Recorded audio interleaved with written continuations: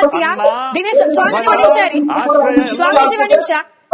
ಒಂದ್ ನಿಮಿಷ ದಿನೇಶ್ ಅವರೇ ಸತ್ಯ ಯಾವುದು? 20 ಶವ ಸಿಕ್ಕಿದೆ ಅಂತ ಹೇಳೋ ಯೂಟ್ಯೂಬರ್ ಮಾಡೋ AI ವಿಡಿಯೋನ ಸತ್ಯ? ಇದನ್ನ ಒಪ್ಕೊಂಡು ಸುಮ್ನಿರ್ಬೇಕಾ? ಕಾಮ ಅಂದ ಅಂತ ಹೇಳೋದ್ ಸತ್ಯನಾ? ಇದನ್ನ ಕೇಳಿಸ್ಕೊಂಡು ಸುಮ್ನಿರ್ಬೇಕಾ? ಇದ ಸತ್ಯ ನಿಮ್ ಪ್ರಕಾರ? ಇದನ್ನ ಸತ್ಯ ಅನ್ನೋ ಸತ್ಯ ಅದು ಕಾನೂನು ಕ್ರಮ ತಗೊಳ್ಳಿ, ಅದ್ರ ಬಗ್ಗೆ ಬೇಡ ಅಂತ ಹೇಳಿಲ್ಲ. ಹೋರಾಟಕ್ಕೆ ಯಾರೇ ಬೇಡ ಅಂದ್ರು, ಹೋರಾಟಕ್ಕೆ ಯಾರು ಬೇಡ ಅಂದ್ರು? ದಿನೇಶ್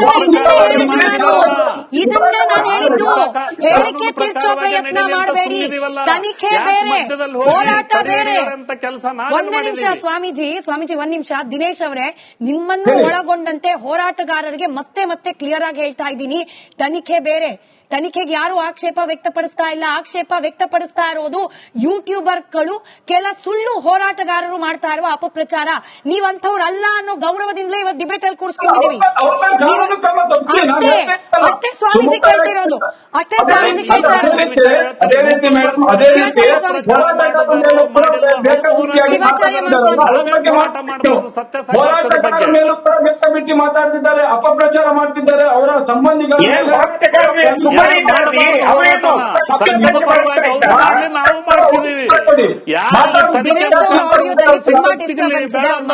ಬೇರೆಯವ್ರ ವಾಯ್ಸ್ ಕೇಳ್ತಾ ಇಲ್ಲ. ಹಿಂಗಾಗಿ ಅದನ್ನ ಒಂದ್ ನಿಮಿಷ ಮ್ಯೂಟ್ ಮಾಡಿ ಕರೆಕ್ಟ್ ಮಾಡಿ ವಾಪಸ್ ಬರೋಣ. ವಜ್ರದೇಹಿ ಶ್ರೀಗಳೇ, ಹೀಗೆ ಒಂದಕ್ಕೊಂದು ತಳಕ್ ಹಾಕಿ ಎಲ್ಲವನ್ನ ಕಲಸ್ ಮೇಲೋಗ್ರ ಮಾಡಿ ಗೊಂದಲ ಮಾಡೋ ಪ್ರಯತ್ನ ಬಹಳ ವ್ಯವಸ್ಥಿತವಾಗಿ ಆಗ್ತಿದೆ. ಹಾಗಾಗಿ ಮತ್ತೆ ಹೇಳಿದ್ನೇ ಹೇಳಬೇಕು, ತನಿಖೆಗೆ ನೋ ಅಬ್ಜೆಕ್ಷನ್. ಗುಂಡಿ ಬಗೆಯೋದಕ್ಕೂ ಯಾವುದೇ ರೀತಿ ತಕರಾರಿಲ್ಲ. ತಕರಾರಿರೋದು ಗುಂಡಿ ಬಗ್ದು ಆ ಮೂಳೆ ಆಚೆ ಸಿಗೋಕ್ ಮುಂಚೆ ಬಾಯಿ ಮುಚ್ಕೊಂಡಿರಿ ಅನ್ನೋ ವಿಚಾರಕ್ಕೆ ಮಾತ್ರ.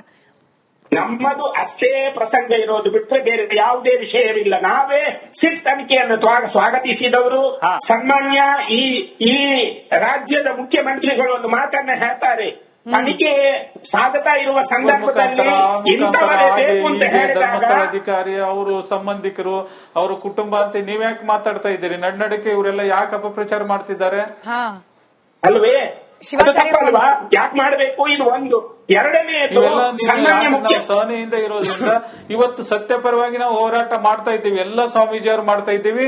ನೀವು ಮಾಡಿ. ಸತ್ಯ ಯಾರಿಗೆ ಸತ್ಯ ಇದೆ, ಸತ್ಯನೇ ಸಿಗ್ತಿದೆ. ಯಾರಿಗಾದ್ರೂ ಕೊನೆ ಹಂತದಲ್ಲಿ ಧರ್ಮ ಯಾವತ್ತಿಗೂ ಕೂಡ ಧರ್ಮವಾಗೇ ಉಳಿತಿದೆ. ಈ ಭೂಮಿ ಹುಟ್ಟಿದಾಗಿದ್ದು ಕೂಡ ರಾಕ್ಷಸರು ಹುಟ್ಟಿದ್ದಾರೆ, ಮಾಡೋರಿಗೆ ಕೆಟ್ಟ ಫಲ ಸಿಕ್ಕೇ ಸಿಗ್ತಿದೆ.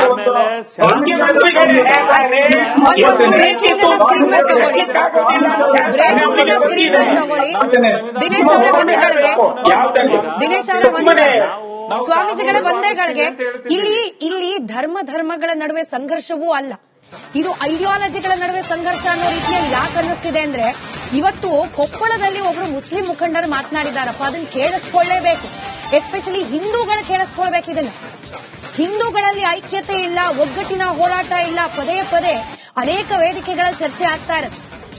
ಅದನ್ನ ಕನ್ನಡಿ ಹಿಡಿದು ತೋರಿಸ್ತಂಗಿದೆ. ಇವತ್ತು ಕೊಪ್ಪಳದ ಅಕ್ಬರ್ ಪಾಷಾ ಅವರು ಮಾತನಾಡಿರೋ ಮಾತು ಏನ್ ಹೇಳಿದಾರೆ ಗೊತ್ತಾ? ಅವರು ಹಿಂದೂಗಳಲ್ಲೇ ಕ್ಷೇತ್ರದ ಬಗ್ಗೆ ಅಪನಂಬಿಕೆ ಬರ್ತಾ ಇದೆ, ಕ್ಷೇತ್ರದ ಪರ ನಿಂತು ಮಾತನಾಡಿದ್ದಾರೆ ಮುಸ್ಲಿಂ ಮುಖಂಡರು.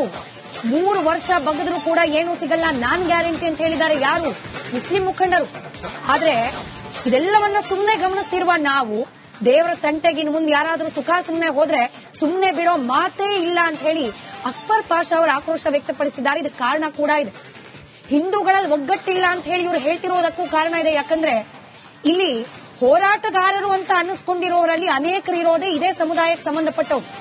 ಇದು ರಿಪಬ್ಲಿಕ್ ಕನ್ನಡದ ಒಪಿನಿಯನ್ ಅಲ್ಲ, ಒಪಿನಿಯನ್ ಮುಸ್ಲಿಂ ಮುಖಂಡರಾದ ಅಕ್ಬರ್ ಪಾಷಾ ಅವರದ್ದು. ಕೇಳಿಸ್ಕೊಳ್ಳಿ.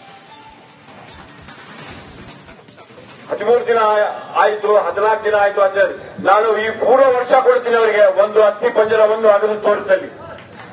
ಅಲ್ಲಿ ಮಂಜುನಾಥ ಸ್ವಾಮಿ ಇದ್ದಾನೆ, ಆ ಸ್ಥಳಕ್ಕೆ ನೋಡಿ. ಇವತ್ತು ಬೇರೆ ಊರಿನ ಹೆಸರು ಸ್ಥಳಗಳಿವೆ, ಆದ್ರೆ ಯಾವ ಸ್ಥಳಕ್ಕೂ ಧರ್ಮ ಅಂತ ಹೆಸರು ನೋಡಿ ಅಲ್ವಾ ರಜಾಕ್ ಅವರೇ? ಒಂದೇ ಒಂದು ಮಾತನ್ನು ಹೇಳಕ್ ಇಷ್ಟಪಡ್ತೀನಿ. ಕೇವಲ ಬಿಜೆಪಿನವರು ಮಾತ್ರ ಮಂಜುನಾಥ ಸ್ವಾಮೀಜಿಯಲ್ಲಿ ನಂಬಿಕೆ ಸ್ವಾಮೀಜಿಗಳ ಒಂದೇ ನಿಮಿಷ ರಜಾಕ್ ಅವ್ರು ಮಾತಾಡ್ತಿದ್ದಾರೆ, ಅದಾದ್ಮೇಲೆ ನಿಮ್ಮನ್ನು ಮಾತನಾಡ್ತೀನಿ. ಕೇವಲ ಬಿಜೆಪಿನವರು ಮಾತ್ರ ಆ ಧರ್ಮಸ್ಥಳದ ಕ್ಷೇತ್ರಕ್ಕೆ, ಆ ಧರ್ಮಸ್ಥಳಕ್ಕೆ ನಂಬಿಕೆ ಇರೋದು ಬರೀ ಬಿಜೆಪಿನವರು ಅಂತ ಹೇಳ್ಬಿಟ್ಟು ಬಿಂಬಿಸ್ತಿದ್ದಾರೆ. ಇವಾಗ ಕಾಂಗ್ರೆಸ್ನವ್ರಿಗೆ ಅರಿವಿಲ್ವಾ? ಇವತ್ತು ಎಷ್ಟು ನೀಚ ರಾಜಕಾರಣಕ್ಕೆ ಇಳಿತಾರೆ ಈ ಧರ್ಮ ಇಲ್ಲಿ ರಾಜಕೀಯ ಕ್ಷೇತ್ರವನ್ನು ತಗೊಂಡು. ಪ್ರಶ್ನೆನೇ ಇಲ್ಲ.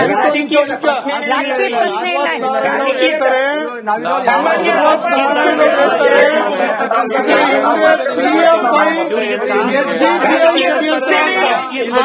ಮಾತನ್ನ ನಾನು ಹೇಳಲೇಬೇಕು.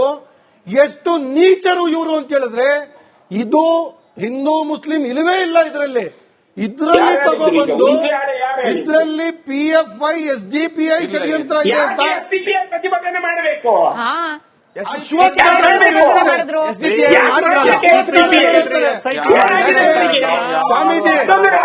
ಸ್ವಾಮೀಜಿ ನೋಡಿ ಸೌಜನ್ಯ ನ್ಯಾಯ ಸಿಗ್ಬೇಕು ಅಂತ ನಾನು ಹೋರಾಟ ಮಾಡಿದ್ದೀನಿ.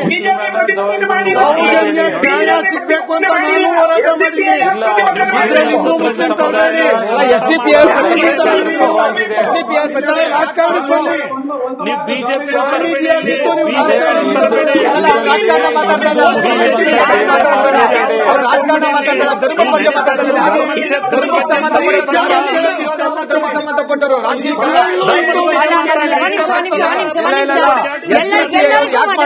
ಎಲ್ಲರಿಗೂ ಮನವಿ. ಒಂದ ನಿಮಿಷ ರಜಾಕ್ ಅವರೇ, SDPI ಹಿಂಗ್ ಅಪಪ್ರಚಾರ ಮಾಡೋ ಯೂಟ್ಯೂಬರ್ಸ್ ಪರವಾಗಿ ಪ್ರತಿಭಟನೆ ಮಾಡಬಹುದು.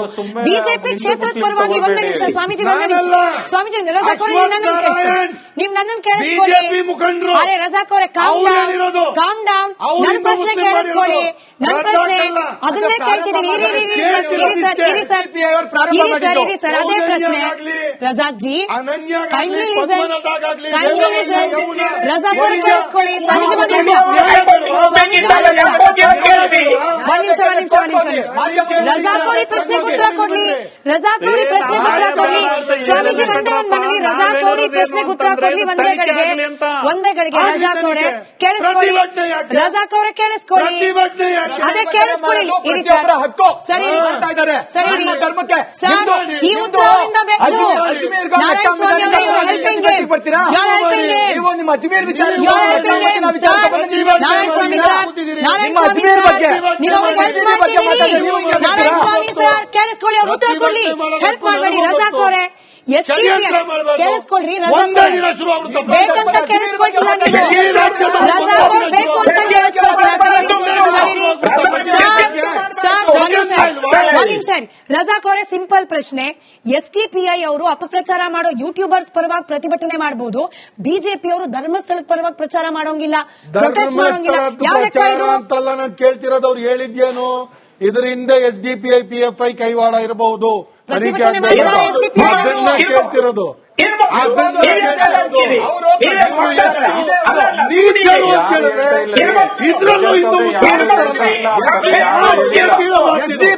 ನೀಚರು, ಭ್ರಷ್ಟರು, ನಮ್ಮ ಧರ್ಮದಲ್ಲಿ ತಂದಿಟ್ಟು ತಮಾಷೆ ನೋಡೋಂಗೆ ನಿಮ್ಗೆ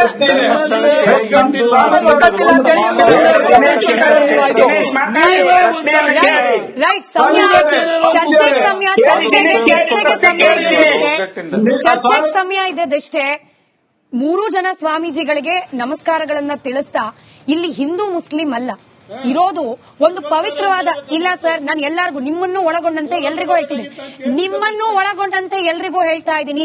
ಇದು ಹಿಂದೂಗಳ ಧಾರ್ಮಿಕ ಶ್ರದ್ಧಾ ಕೇಂದ್ರ. ಈ ಶ್ರದ್ಧಾ ಕೇಂದ್ರದ ವಿರುದ್ಧದ ಅಪಪ್ರಚಾರ ಕೇಳಿಸ್ಕೊಳ್ಬೇಕು, ತಾಳ್ಮೆ ಇರಬೇಕು. ಹೆಣ್ಣು ಮಕ್ಕಳಿಗೆ ನ್ಯಾಯ, ಕಾಸ್ಟ್ ಆಫ್ ಸಮಯ ಇದ್ದಿದ್ದಷ್ಟೇ. ಎಲ್ಲರ ಆಡಿಯೋ ಕಾರ್ಡ್. ಎಲ್ಲರಿಗೂ ಧನ್ಯವಾದ. ಇಲ್ಲಿ ಅಪಪ್ರಚಾರ ಆಗ್ತಾ ಇರೋದು, ನಿಮ್ ವಾಯ್ಸ್ ಹೋಗ್ತಿಲ್ಲ. Thank you so much Razak ಅವರೇ. ಹಿಂದೂ ಧಾರ್ಮಿಕ ಶ್ರದ್ಧಾ ಕೇಂದ್ರದ ವಿರುದ್ಧವಾಗಿ ನ್ಯಾಯ ಅನ್ಯಾಯ ಅಂತ ಹೇಳ್ಕೊಂಡು ಅಪಪ್ರಚಾರ ಮಾಡ್ತಿರೋದು. ನಿಮ್ ವಾಯ್ಸ್ ಹೋಗ್ತಿಲ್ಲ ಸರ್, ನಿಮ್ ವಾಯ್ಸ್ ಹೋಗ್ತಾ ಇಲ್ಲ. ಹಿಂದೂ ಧಾರ್ಮಿಕ ಶ್ರದ್ಧಾ ಕೇಂದ್ರದ ವಿರುದ್ಧ ಅಪಪ್ರಚಾರ ಮಾಡ್ತಾ ಇದ್ರೆ ಹಿಂದೂಗಳ ತಾಳ್ಮೆ ಸಹನೆಗೂ ಕೂಡ ಒಂದು ಮಿತಿ ಇದೆ. ಅದರ ಎಕ್ಸಾಂಪಲ್ಗಳು, ಸ್ಯಾಂಪಲ್ಗಳು ಈಗ ಆಚೆ ಬರ್ಲಿಕ್ಕೆ ಪ್ರಾರಂಭ ಆಗಿದೆ. ಹೆಚ್ಚಿಗೆ ಆಗೋದ್ ಬೇಡ, ಸಮಾಜದಲ್ಲಿ ಶಾಂತಿ ಕೆದರೋದ್ ಬೇಡ, ತನಿಖೆ ಆಗ್ಲಿ, ಸತ್ಯ ಹೊರಗೆ ಬರ್ಲಿ ಅಂತ ನಿರೀಕ್ಷೆ ಮಾಡ್ತಾ ಮತ್ತೊಮ್ಮೆ ಧನ್ಯವಾದ ಎಲ್ರಿಗೂ. ಚರ್ಚೆಯಲ್ಲಿ ಭಾಗಿಯಾಗಿದ್ದಕ್ಕೆ. ನೋಡ್ತಾ ಇರಿ ರಿಪಬ್ಲಿಕ್ ಕನ್ನಡ, ಇದು ನಿಮ್ಮ ಧ್ವನಿ.